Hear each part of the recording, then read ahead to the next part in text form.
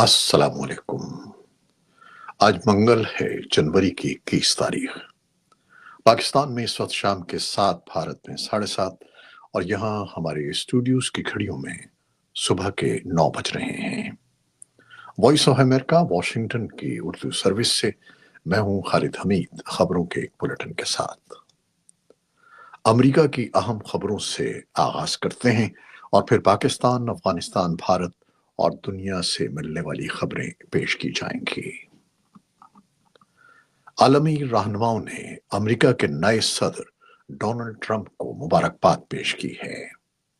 ان رہنماؤں میں یوکرین کے صدر ولادیمیر زیلنسکی، ترکیہ کے صدر Recep Tayyip Erdogan, German chancellor Olaf Scholz, برطانوی وزیر اعظم کیئر اسٹارمر، کینیڈا کے وزیر اعظم جسٹن ٹروڈو، سویڈن کے وزیر اعظم اولف کرسٹن، فن لینڈ کے صدر الیگزینڈر اسٹب اور بھارت کے وزیر اعظم نریندر مودی شامل ہیں۔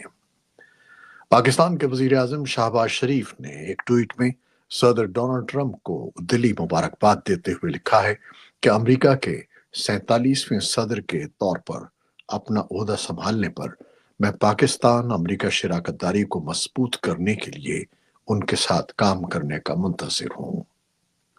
بھارت کے وزیر اعظم نریندر مودی کا کہنا ہے کہ میں ایک بار پھر آپ کے ساتھ مل کر کام کرنے، دونوں ملکوں کو فائدہ پہنچانے اور دنیا کے لیے ایک بہتر مستقبل کی تشکیل کا منتظر ہوں۔ تفصیلی رپورٹ کے لیے ہمارے سوشل میڈیا پلیٹ فارمز پر آئیے۔ صدر ڈونلڈ ٹرمپ نے اپنے وعدوں کے مطابق عہدہ سنبھالنے کے پہلے ہی دن سے ایگزیکٹو آرڈرز پر دستخط کرنا شروع کر دیے ہیں۔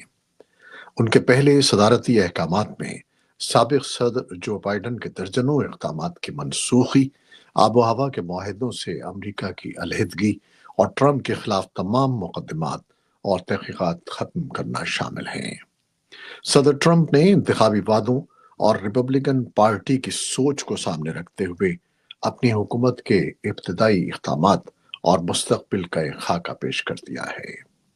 ایک اور خبر میں ڈونلڈ ٹرمپ کی حلف برداری کے دن ہی امریکہ کی سینٹ نے ملک کے نئے وزیر خارجہ کی متفقہ طور پر منظوری دے دی ہے۔ سینٹ سے توثیق کے بعد مارکو روبیو صدر ڈونلڈ ٹرمپ کی کابینہ کے پہلے رکن بن گئے ہیں۔ پاکستان میں بنیادی ڈھانچے کے مسائل، توانائی کی کمی اور امن و امان سمیت دیگر بے پناہ چیلنجز کے باوجود برآمدات میں اضافے کا رجحان دیکھا جا رہا ہے۔ یہ بات ادارہ شماریات پاکستان کے تازہ ترین اعداد و شمار سے ظاہر ہوتی ہے، جس کے مطابق رواں مالی سال کے پہلے 6 ماہ میں برآمدات میں 11% اضافہ ریکارڈ ہوا ہے اور مجموعی برآمدات $16.63 بلین تک پہنچ گئی ہیں۔ اگرچہ اسی عرصے کے دوران پاکستان کا تجارتی خسارہ بھی بڑھا ہے اور برآمدات میں اضافے کو بھی خطے کے دیگر مقابلے میں کم قرار دیا جا رہا ہے، تاہم تجزیہ کاروں کا کہنا ہے کہ معیشت کے استحکام کے لیے اس سے امید کی ایک کرن ضرور دکھائی دیتی ہے۔ افغانستان میں برسر اقتدار طالبان اور امریکہ کے درمیان قیدیوں کا تبادلہ ہوا ہے، جس سے طالبان کی قید میں موجود 2 امریکیوں کو رہائی ملی ہے۔ خبر رساں ادارے ایسوسی ایٹڈ پریس کے مطابق قیدیوں کے اس تبادلے میں امریکہ کی ریاست کیلیفورنیا کی ایک جیل میں عمر قید کا سامنا کرنے والے طالبان رہنما خان محمد کو رہا کیا گیا ہے، جس کو منشیات کی اسمگلنگ اور دہشت گردی کے الزامات میں سزا سنائی گئی تھی۔ قیدیوں کا تبادلہ ایسے وقت میں ہوا ہے جب امریکہ میں جو بائیڈن کی مدت صدارت ختم ہوئی ہے اور نئے صدر ڈونلڈ ٹرمپ نے عہدہ سنبھالا ہے۔ طالبان حکومت کے ترجمان ذبیح اللہ مجاہد نے خبر رساں ادارے AFP کو بتایا کہ امریکی شہریوں کو رہا کر دیا گیا ہے۔ انہوں نے تبادلے کے بارے میں مزید تفصیلات فراہم کرنے سے انکار کر دیا۔ امریکی شہری رائن کاربٹ کے خاندان نے تصدیق کی ہے کہ اسے رہا کر دیا گیا ہے۔ انہوں نے کاربٹ کی آزادی کے لیے بائیڈن اور ٹرمپ انتظامیہ کے ساتھ ساتھ قطر کا شکریہ بھی ادا کیا اور افغانستان میں قید 2 دیگر امریکیوں کو رہا کرنے کا مطالبہ کیا۔ بھارتی سیکیورٹی فورسز نے منگل کے روز ماونواز باغیوں کے ایک اعلیٰ کمانڈر سمیت کم از کم 14 باغیوں کو ہلاک کر دیا ہے۔ وزیر داخلہ نے کہا ہے کہ یہ کارروائی حالیہ لڑائی کی بڑی جھڑپوں میں سے ایک تھی۔ وزارت داخلہ نے کہا کہ ہلاک ہونے والا کمانڈر جے رام یا چلپتی کے نام سے جانا جاتا تھا، جس کے لیے $1,15,000 کا انعام رکھا گیا تھا۔ باقیوں کی طرف سے کئی دہائیوں سے جاری شورش میں 10,000 سے زیادہ افراد مارے جا چکے ہیں۔ ان باغیوں کا کہنا ہے کہ وہ بھارت کے وسائل سے مالا مال وسطی علاقوں میں پسماندہ لوگوں کے حقوق کے لیے لڑ رہے ہیں۔ چھتیس گڑھ کے ماونواز مخالف آپریشن کے سربراہ وویکانند سنہا نے کہا کہ فورسز ابھی بھی جنگل کے اندر موجود ہیں۔ حماس کے اہلکار طاہر النونو نے منگل کے روز خبر رساں ادارے AFP کو بتایا کہ 4 اسرائیلی خواتین یرغمالیوں کو ہفتے کے روز فلسطینی قیدیوں کے بدلے رہا کر دیا جائے گا۔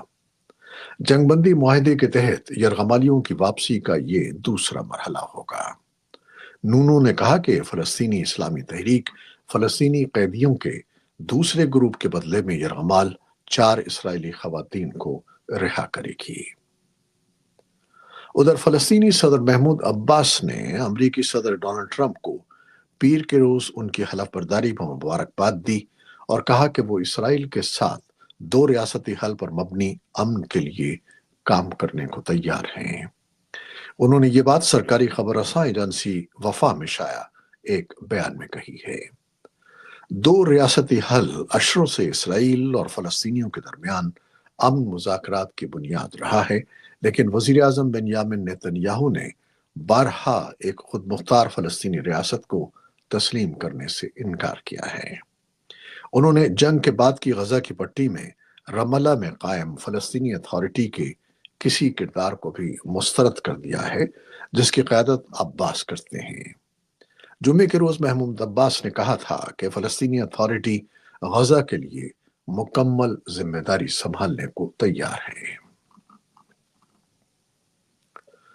جنوبی کیلیفورنیا میں فائر حکام نے جنگل کی نئی آگ سے نمٹنے کے لیے عملے اور سامان کو تیار رکھا ہے، کیونکہ پیشن گوئی کرنے والوں نے آگ کے خطرے سے خبردار کیا ہے جو خشک اور تیز ہواؤں سے بھڑک سکتی ہے۔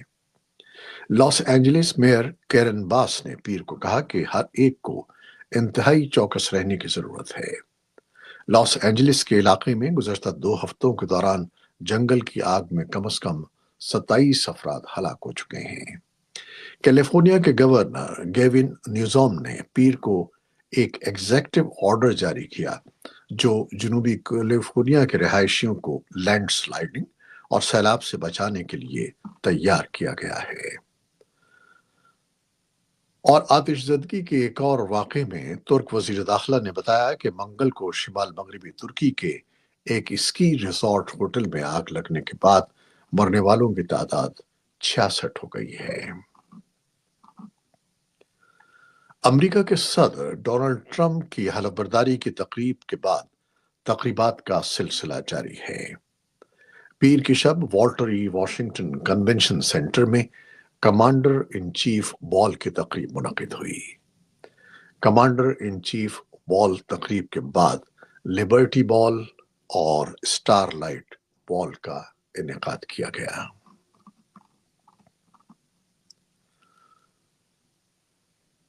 بعض کھانوں، خاص طور پر مٹھائیوں اور بیکری کی چیزوں کو خوشنما بنانے کے لیے مختلف قسم کے رنگ استعمال کیے جاتے ہیں، جن میں سر فہرست ایک مخصوص قسم کا سرخ رنگ ریڈ 3 شامل ہے۔ انسانی استعمال کے لیے محفوظ سمجھے جانے والے ریڈ 3 کے متعلق طبی ماہرین کا کہنا ہے کہ اس سے کینسر ہو سکتا ہے۔ امریکہ میں خوراک اور ادویات کے نگراں ادارے FDA نے کھانوں میں استعمال کیے جانے والے سرخ رنگ ریڈ 3 کے خوراک میں استعمال پر پابندی لگا دی ہے۔ رنگ بنانے والی کمپنیوں کا کہنا ہے کہ ریڈ 3 انسانی صحت کے لیے محفوظ ہے اور اس پر پابندی لگانے کے ٹھوس سائنسی شواہد موجود نہیں ہیں۔ یہ تھی وہ خبریں جو فیس بک لائیو پر ہم نے آپ کے لیے پیش کی۔ ہماری ویب سائٹ اور یوٹیوب پر یہ بلیٹن آپ کے لیے بھیج دیا جاتا ہے، اور ہماری ویب سائٹ اور پوڈ کاسٹ پر یہ بلیٹن آپ کے لیے پوسٹ کیا جاتا ہے۔ آپ ہمارے بلیٹن کو شیئر کرتے ہیں اور اپنے کمنٹس میں اپنی محبتوں کا اظہار کرتے ہیں، جس کے لیے ہم آپ کے فرداً فرداً مشکور ہیں۔ اپنی ان کوششوں کو جاری رکھیے گا۔ نیوز پروڈیوسر عائزہ عرفان اور نیوز ایڈیٹر بہجت جیلانی کے ساتھ خالد حمید کو اب اجازت دیجیے گا۔ اللہ حافظ۔